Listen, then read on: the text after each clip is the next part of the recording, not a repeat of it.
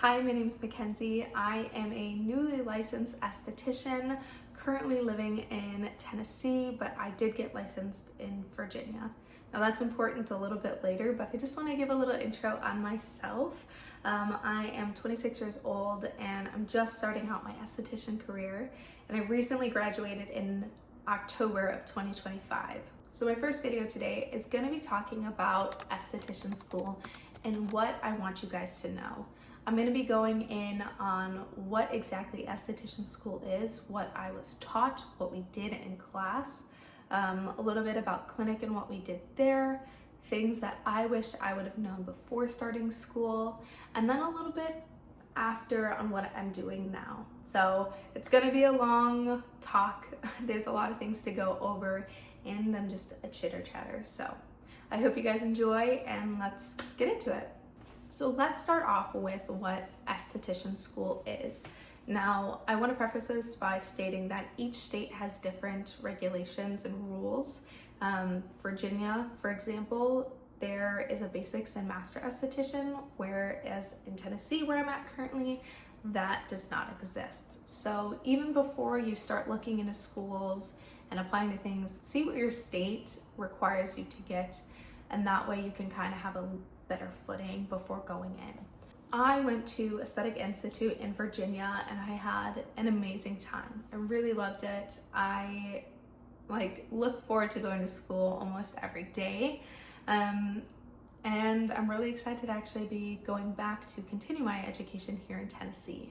Now, I did a part-time program where I was going Monday, Wednesday, those were like the afternoon times, and then all day Saturday. And that was from January of 2025 to the end of October of 2025. I felt like I got everything the full-time students were doing and learning. And honestly, kind of enjoyed it a little bit better. There were times where I just couldn't imagine being there for like Monday through Friday from 9 to 4, learning what we're learning at a different pace. So I was happy I did full-time. I really recommend it if you feel like you need something to be a little bit more broken up or to have a little more free time in your day.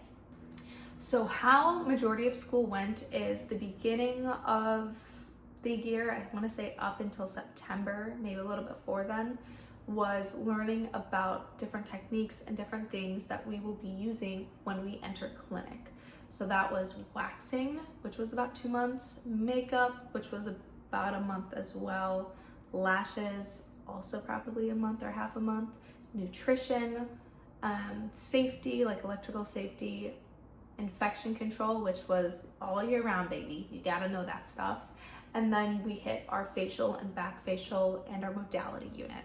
So through those times, you're kind of, working on each other or learning a new technique or watching a model that day, or you're in your book, doing your workbook, highlighting different pages, taking quizzes. It's very much, for the majority part, similar to school. The biggest difference is the hands-on experience. Now, before you learn anything, you watch a model come in, your teacher will explain it and answer questions and demo it for you live on somebody, and then you're gonna start practicing on your students. So it's really good to start getting some connections with some other students to feel comfortable to start working on each other. Once you are doing that, you're also starting to knock out some of your requirements. For each unit or section, there's going to be a certain amount of requirements you need to finish for you to graduate. So for waxing, I had these are just examples, 15 brows, or 5 bikinis, 7 underarms. I had to do legs, full legs, half legs, underarms, full arms, eyebrows, lips, chin, full face, which had to be 2 sections. So that could have been like a brow and a lip. I'm sure there are other things, but each section you had, requirements. Now I remember for the last unit, the last extension unit, not my favorite unit. No hate to anybody who does it. It just was not my thing. We had a certain amount of eyes we had to complete. So we had little silicone eyes with lashes on them, and you had to place the individual lashes on it. I want to say we had to do a total of 5 sets of 10 eyes. I have never cranked out something so hard in my life. I remember I came home and I sat at my counter and I had like, you get your little goggles, your glasses on. It was 3 hours. It took me 3 hours. 3 uninterrupted hours, mind you, where I'm sitting there and I'm picking up, I'm putting the glue on, wiping it, dink, dink, just to knock it out because I did not want to do it again. I did not want to have any other time in my schedule to do it. So be ready if your school does that, LOL. So different requirements, and then your teacher will keep track of all of that information for you. And yeah, you're just really working on technique and your knowledge throughout majority of the time. Once you have completed all of that stuff, you're still gonna have, requirements going into clinic. That's how you're gonna finish up a lot of those. You're getting prepared to step into being like an actual working esthetician, which is clinic. So clinic for us was about a month, sometimes it's 2 months. Again, different schools do different things, but for us, it was like a month or 2 months to do. How it worked out was we would come into class, and this was, I want to say we did 2 out of the 3 days was clinic, and the rest was practicing for state board. We'd come in, there's a whiteboard, and it had a list of different clients that come in that day, and then underneath it will tell you what treatment they're doing. So it'd be like corrective facial, O2 facial, back facial, underarms. Let's think. Oh, and they would also put if it's a new or returning client. Now, I won't fully go into it because it's just something that once you get into school, you'll learn about. But when you have a returning client, there's a folder you're given with all of the previous treatments done from this school that will have different notes from other estheticians. Really a great tip is to make sure you're really good on your soap notes when you're writing everything that you're doing.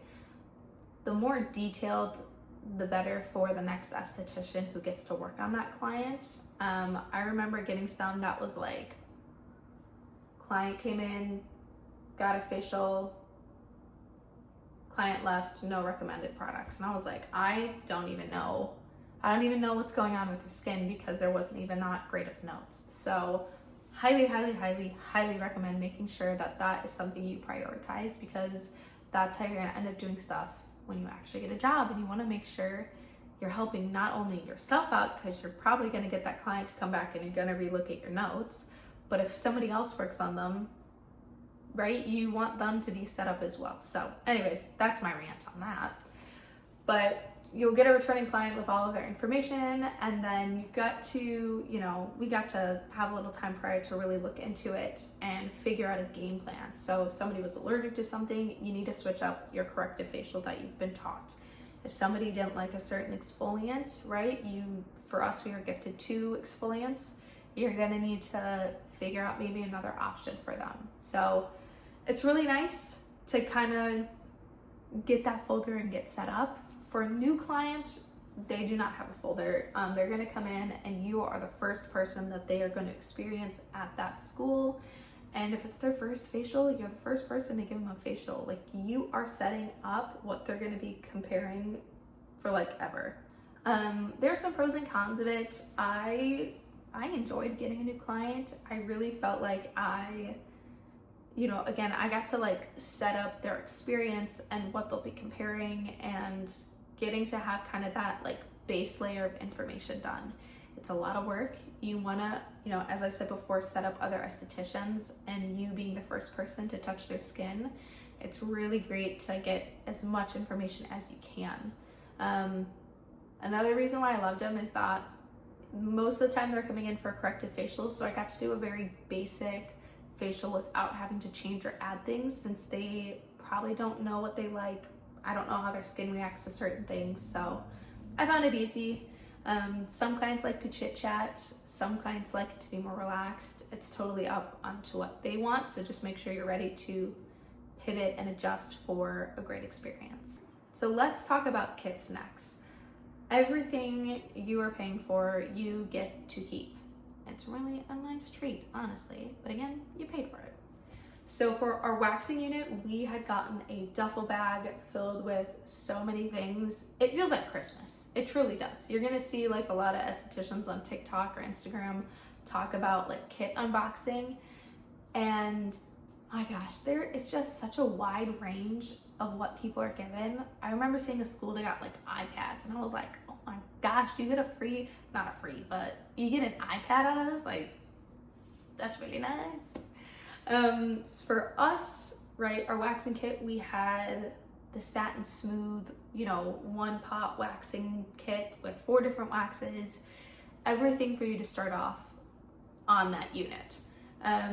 I do have a video, I want to say on my Instagram account, that goes over my waxing kit as well as my facial kit. So if you're really interested in a bigger deep dive on those, please head over to my Instagram account. It's @_m.aesthetics, and you can kind of see more of what we got throughout our school year.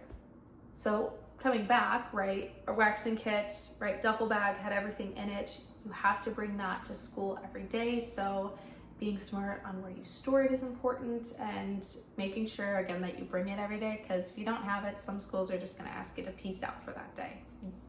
It's just how it rolls. Our makeup unit, let me think, our makeup and lash unit I think were together, and we had gotten a tote bag with that, and that had like disposables such as like lip wands, mascara wands, eyeliner wands. That's where we got like another mannequin to practice our eyelashes on. We got glue for that, actual like eyelash extensions, tweezers, makeup palettes. I know we got other stuff. It's just, that was like at the beginning of the year, and I cannot remember that. Our next kit, I want to say it's our facial kit, and that was broken up into like 2 different pieces. So one was our basic stuff that we got, which was our skincare. So we had Image and Dermalogica, that's what our school provided us. And then we'd gotten our Daria, which is our bigger mannequin. It's what you'll use for state board, what we practice our facial techniques on. And then later down the road, we got another kit that had some more tools, such as, I want to say it was our modalities, our suction brush, high frequency, I think maybe some other things like masks or other tools. All I know is that it got broken up into 2 things. So let me grab one of them, and I'll show you kind of one thing. This is one of the couple of bags that I got. I want to say this came with a suitcase that we carried things through. This has all of my skincare ingredients we got throughout school. Again, you get to keep all of it, so if you end up going solo right out of school, you're gonna have at least some products to start with. Okay, so we are moving on to section 2, which is what I wish I knew before I started school. Now, there is a couple different things I want to touch on, a couple tips that I just feel like you should do if you're able to prior, which is tour your school. Now, I know it's not possible for everybody. Sometimes we're just super busy and we're just unable to, or you live a little bit further away. If you're able to, I highly recommend touring your school. You get to meet the teachers, meet the administration, get to visually see, the school and what it looks like, the conditions, how the students are acting. It just kind of, I feel like, helps you out a little bit more in making your decision. Another thing I would recommend when touring the school is to ask lots of questions. It sounds silly to state that, but some people just are there to look and get some understanding with it, to get some knowledge from, the administrations, like a folder to pass off to you. But there are so many things that I think is worth asking right then and there, before later down the road when maybe you're emailing back and forth, or you've already enrolled and you're like, wait a minute, what do you guys do about this? So a couple things to ask is, how do they prepare you for state board? And I mean, what does that kit look like? Do they practice in school? Because some schools only give you a piece of paper and will have you go and buy all of the supplies like on your own. A lot of added costs that maybe you weren't thinking you were gonna have to pay. So another thing I would also ask is about their uniform policy. they might go over it. There's just a couple things I would want you to know is what is their policy for like undershirts. I remember I almost bought like striped ones, and it wasn't until I was in school that they were like, no, it has to be a solid color. Some schools don't care, some schools do. So just make sure you're asking like, hey, you know, what's like the color or the style, like what can I do for that? What pieces do you provide, or do I need to go out and purchase the entire, you know, outfit? I'm gonna link below the bottoms that I used, as well as my fig set that I recently purchased. If you're looking at, you know, stuff like that to buy soon. So another thing I want to talk about is starting your Quizlets early. If this is something you do to study, I highly recommend to start your chapter quizzes as early as you can. I was probably a couple months in and was like, ooh, maybe I should start making my Quizlets. Okay, what I didn't realize is some of my chapter quizzes I'm doing, right, they go through a bunch of different questions depending on how many attempts you're doing. So I was getting like between 80 to 100 questions with like a 4-section answer. Started ahead because it bit me in the butt, and I don't want you guys to do that. So I kind of touched on this a little bit ago about buying things, but there are unknown costs that I wasn't aware of that I was going to be paying throughout the school year. So a lot of the stuff given to us within our kits are kind of like a one and done. Here you go, this is yours. If it gets damaged, if it gets lost, if you run out of it, more than likely you're gonna have to purchase a replacement. I would state the most things that I ended up purchasing was my 4x4s and 2x2s for refills. I think I ended up purchasing like waxing sticks outside because I was going through them so quickly. My wax in general, I found that I love hard cream wax more, especially for my kits, but I'm only given 2 like tins of them, and I ran through those so quickly. So my school does provide, you know, other tins, but it's like $13. And I get it, but just keep that in mind.